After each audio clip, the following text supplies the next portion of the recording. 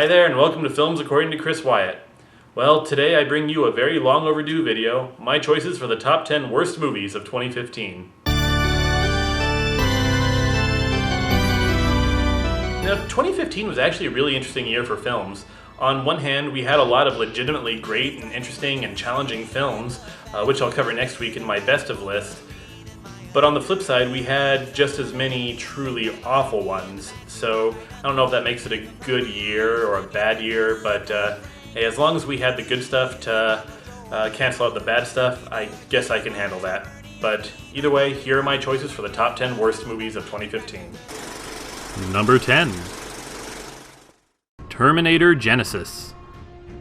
Remember back in the day when the Terminator series was just two really great movies? Those were the days.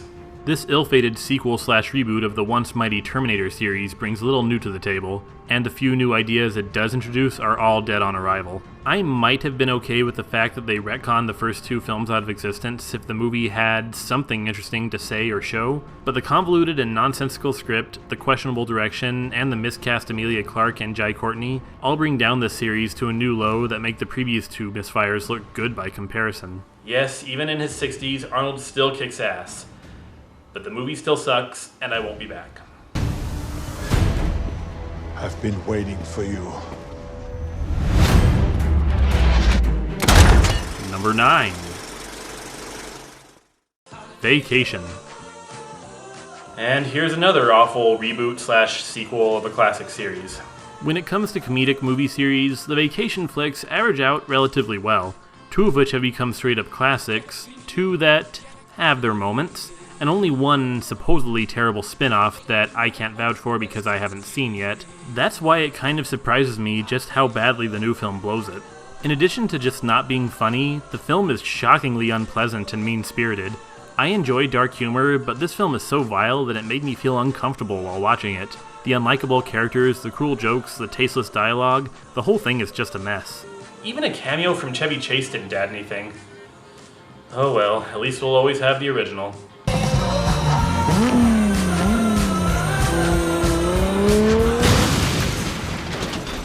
Number 8. Two-way tie between Aloha and Serena.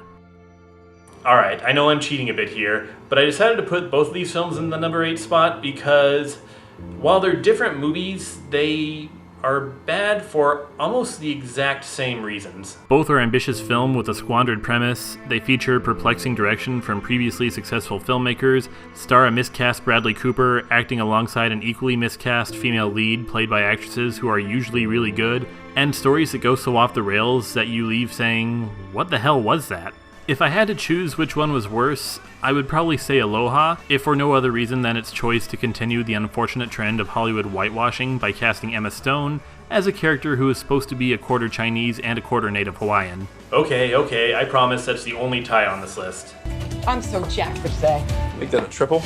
Number 7. The Visit. Oh, hello again, M. Night Shyamalan.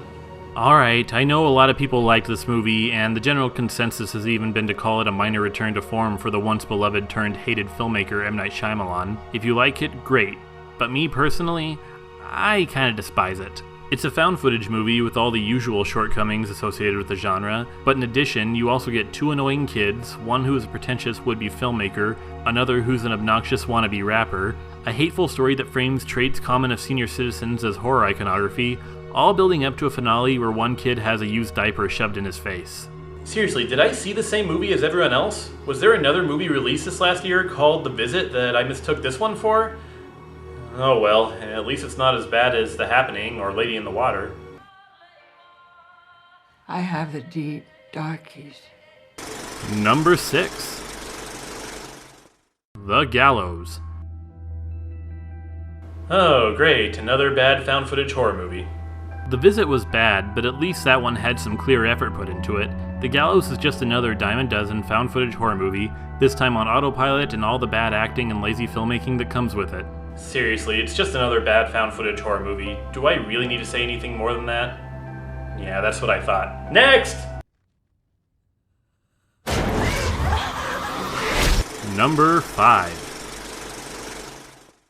Pixels. And Happy Madison strikes again. For those blissfully unaware, Happy Madison Productions is Adam Sandler's production company that, to put it bluntly, has been best known as of late for producing some of the worst comedies of all time. I've more or less decided to just skip most of what comes from these guys, hence why you won't see Paul Blart 2 or Ridiculous 6 on this list, but I gave Pixels a shot because it had a really awesome premise about retro video games invading Earth, and was directed by Chris Columbus, who has made some decent films in the past. Unfortunately, Pixels squanders that said premise, plus a few decent visuals, with awful performances, painfully unfunny jokes, and an awkward script with sexist undertones, turning the film's few female characters into figurative trophies for the male characters, and in one case a literal trophy for Jonah Hill's creepy stalker caricature that the movie hopes will find endearing. In the words of the great Bill Paxton, game over, man! Game over! You're a good boy. Somebody annihilate this stupid thing! Number 4. 50 Shades of Grey. Yeah, you saw this one coming. Though by coming I didn't mean. The only thing that's kind of interesting about this film is that it's the first erotic film to get a wide theatrical release since the box office failure of 1993's Showgirls. Aside from that, though, the only thing of note is the film's flaming awfulness.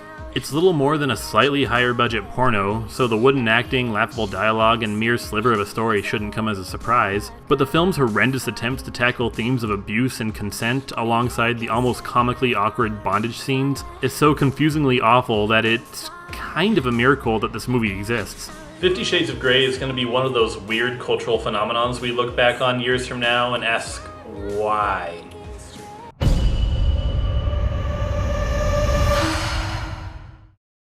Number 3. Mordecai. I'm glad that Johnny Depp was in Black Mass last year because I don't think I could have taken another bad Johnny Depp performance after this one. Mordecai is a strange misfire of a comedy that tries to match the wit and comic timing of the Pink Panther movies, but fails so miserably that you're left wondering how it all went so wrong. There's nothing offensive about Mordecai, but for all the clear effort put into the movie, plus its talented cast, not one joke lands a laugh, there isn't one scene that doesn't feel off, and most of the movie's humor is centered around one topic: mustaches. There's barely a scene where Mordecai's or someone else's mustache isn't mentioned in an effort to score a laugh. Only it doesn't. It really doesn't. Is mustache humor a brand of comedy right now that's popular? Like, are mustache jokes in? Someone explain this to me, because I'm not getting it. I do believe it was Maggie Thatcher who said that kissing a man without a moustache is rather like eating an egg without salt. Don't point that thing at me. Number 2. Little Boy. I swear I don't intentionally pick on religious films, but most are so bad they're kind of easy targets. Little Boy may look like a cute, uplifting, feel-good World War II era story of faith, but it's actually the most hateful, misguided, and ultimately offensive film I saw back in 2015. I might have been able to get past the fact that the production design looks phony, that the performances are uninspired, or that the movie takes a few worthy topics such as faith, tolerance, and wartime paranoia, but drowns them all in sappy artificial treacle. But the movie's worst offense comes in one scene, when the film's titular little boy character uses his implied faith powers, don't ask, which coincides with the infamous atomic bomb drop on Hiroshima, all framed as a heartwarming scene for the boy as the town celebrates it as a said victory and affirmation of the boy's faith. Yay, the boy's faith in God has been restored, all while thousands of people died. Seriously, somebody actually wrote that. And before we get to my number 1 pick, here are a few dishonorable mentions. Everything you know is wrong. Black is white, up is down, and short is wrong. And everything you thought was just so important doesn't matter.